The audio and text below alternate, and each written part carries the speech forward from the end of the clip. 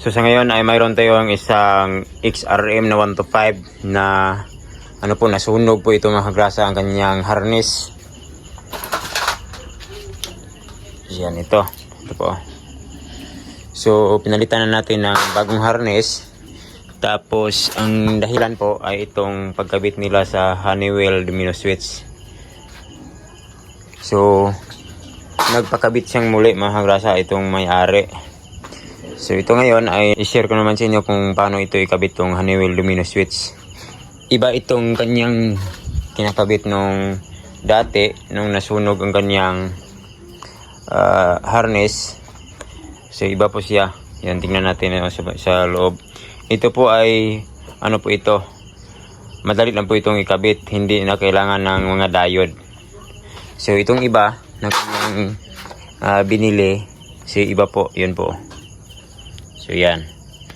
Bali kombinasyon po siya. Yan. Bali yung supply ay mayroong isang supply. So kailangan natin ng diode dito.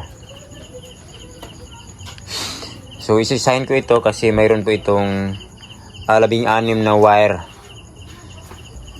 Tapos yun po, nag-LED na po tayo.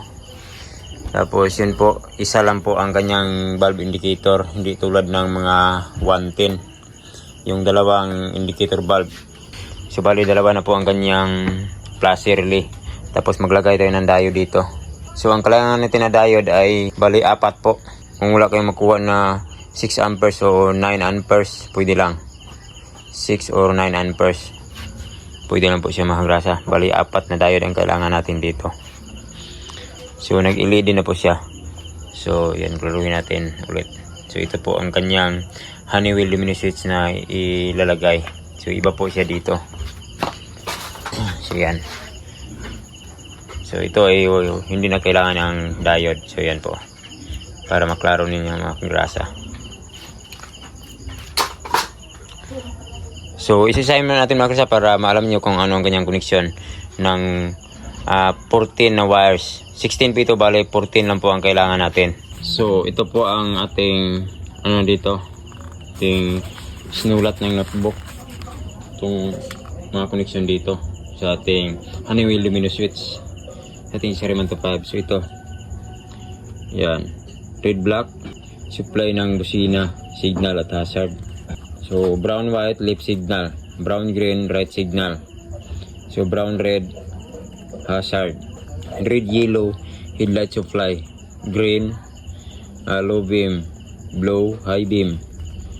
So yellow, engine stop supply.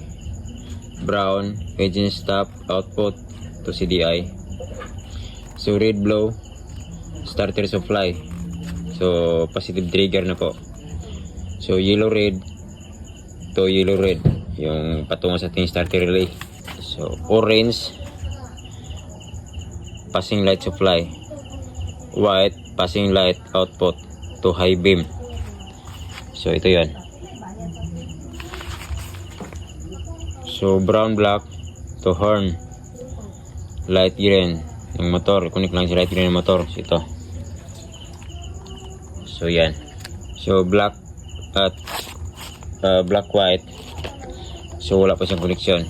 So alright mga kagrasa, isa-sign natin itong 14 na wire. Bali 16 po ito o 16 na wire, pero 14 lang po ang kailangan po natin dito sa ating koneksyon ng Honeywell domino switch.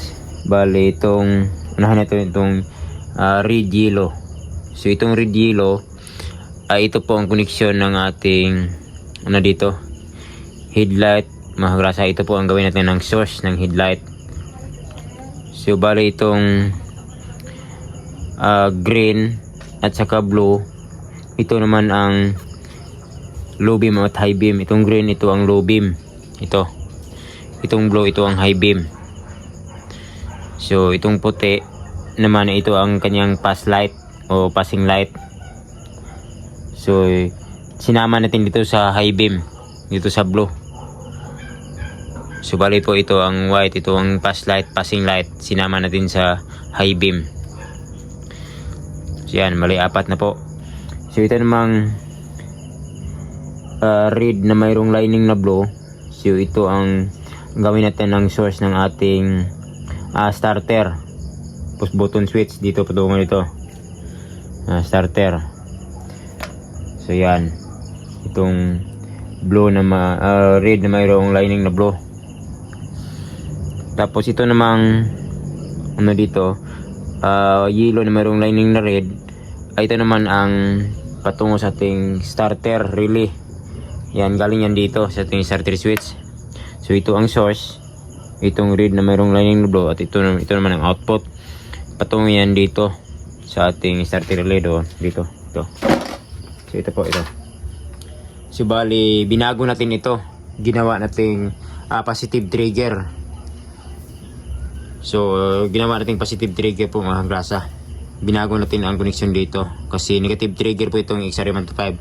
So ang black wire, kinunik natin sa green. Pinutol natin tapos kinunik sa green.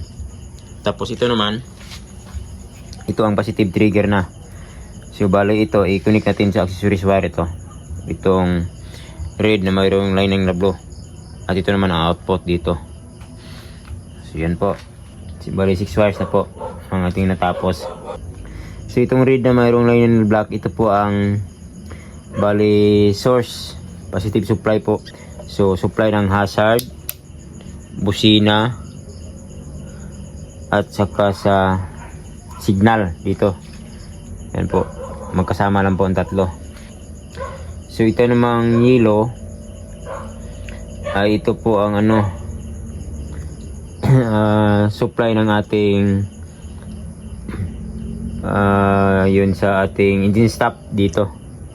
Yan, engine stop. Ito ang ginawa nating engine stop, itong yellow. Tapos ang output sa ating engine stop, itong brown. Yan, brown wire lapit. Yan, brown wire. Ating engine stop, yellow at saka brown. So ito namang ito ang output ng ating hazard dito. Hazard switch. Ito ang brown na mayroong lining na red. So ito namang brown na mayroong lining na white, ay ito po ang nakakonect sa ating orange wire. So ito po ang leaf signal. So bali yun po, nakakonect sa ating placer. Yan o. Yan, nakakonect yan sa ating placer. Yan dito, mayroong naka-indicate na B, meaning supply, positive. Tapos dito naman ang out, patungo sa ating orange wire, patungo sa ating signal, leaf signal. Yan dito, leaf signal. Tapos ito namang isa, itong brown na mayroong lining na green, ito po ang sa right signal. Yan, nakakunik yan dito. Bali dalawang placer na po siya, nakunik sa light blue. Yan dito, yung brown na mayroong lining na green, kunik yan dito sa yung mayroong sign na B, meaning battery. Yan dito may L, meaning patungo sa ilaw, light. Yan, patungo dito sa right signal. Tapos ito namang isa, pang last, ito namang output na patungo sa ating busina, itong brown na mayroong lining na black. Yan, kunik lang dito sa light blue. Light green dahil light green po, light green. So dito tayo sa connection ng ating signal. Ayan, pagsamahin mo natin itong 1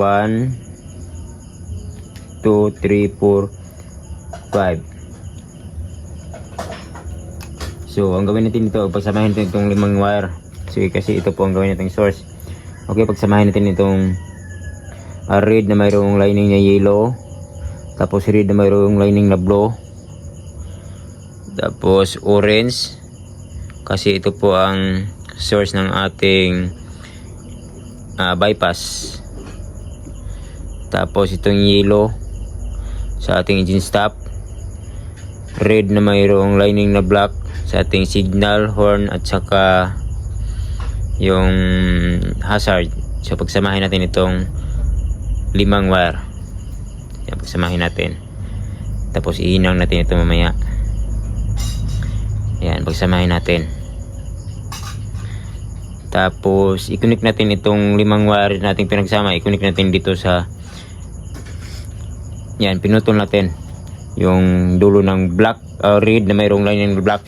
So itong red na mayroong lining na black, dito yan nakakoneksyon. Patungo yan sa ating fuse. So pinutol natin para magkaroon sa engine stop. So pinutol natin. Tapos itong black naman patungo dito sa ating dashboard, pinagsama natin dito sa red na mayroong lining na black. So yan dito, pinagsama natin dito patungo sa ating dashboard. So ito, galing ito sa ating ignition switch. Yan dito. Itong red na mayroong lining na black dito. So i-connect natin yan dito. Itong 5 wire.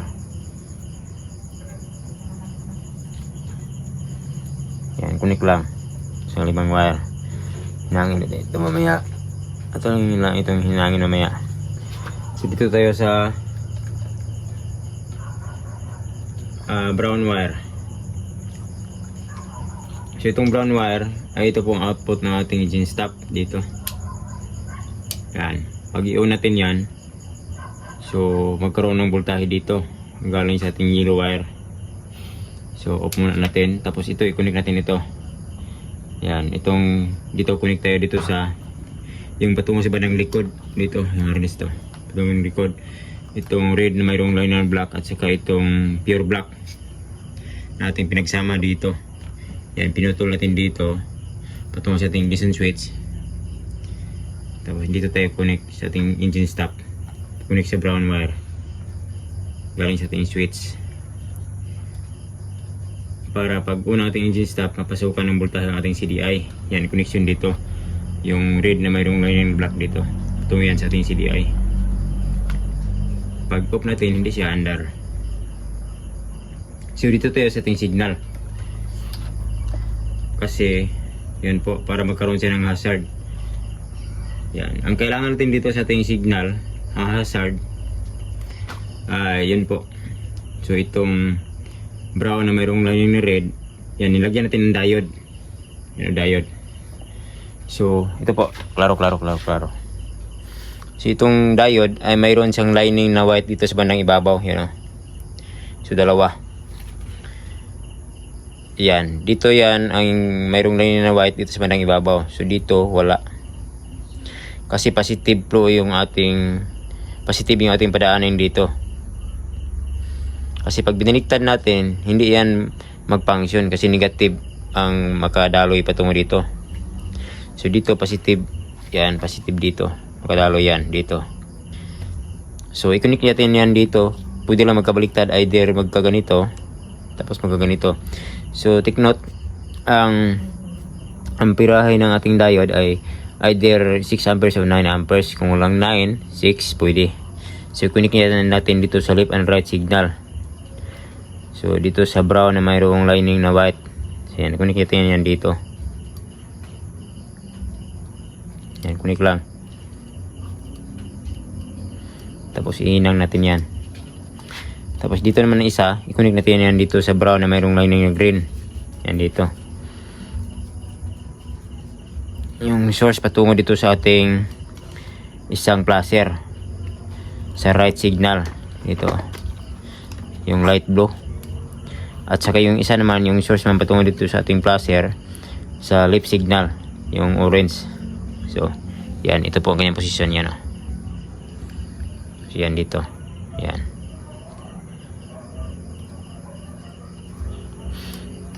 So yun po ang ating connection no. So ito busina to. So dito naman sa indicator bulb, itong left signal itong sa orange, at ito naman sa right signal itong sa light blue or light blue. So nilagyan din natin ng diode. So bali positive blue din. So bali ganito ang kanyang pagkakabit. So yan. Dito yung sign na mayroong may sign na mayroong puti, yung white na yan o. Yung ganito. Tapos dito isa patungo sa orange kasi isang wire lang na positive patungo dito sa ating indicator at isang bulb lang yung kita dito. So yan, dito isang bulb lang. Yan, isang bulb lang. Yan dito. Yan. So ito. So ito po ang ground, so ito po ang supply. Yan, nilagyan natin dito para pag signal lang right ay mapasukan siya ng voltahe dito. At pag signal ng left, magkapasok yun ng voltahe. So yan. So subukan natin kung mag-function ba siya. So tingnan natin. So on. Hindi umilaw ang indicator. So no. Hindi umilaw ang indicator kasi kahit naka-on ang susian, kasi yung ating engine stop ay hindi pa natin na-on. So pag bunot natin ay umilaw ang neutral light indicator. Yan, umilaw siya. So yan, naka-on na ang ating engine stop, napasukan na ang CDI ng voltahe. Yan, pag off natin, mamamatay siya.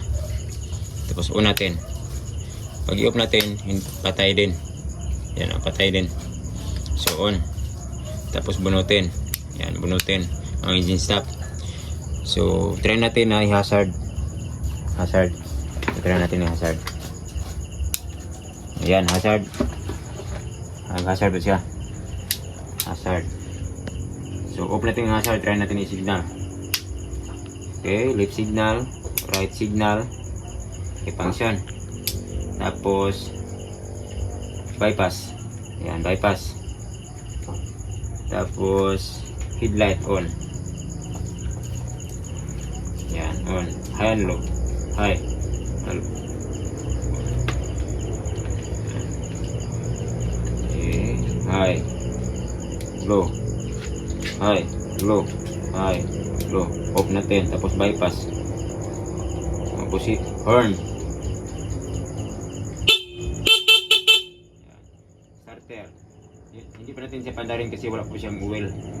Yan, nag-depend siya ng cover. Hindi natin pandarin muna kasi wala pang oil. Try natin kung mag-click ba ang starter. Ayan. Mag-click ng relay. So yan na po mga grasa na ang gagawin. Thanks for watching. Rig Chan po mga grasa. See you in the next video.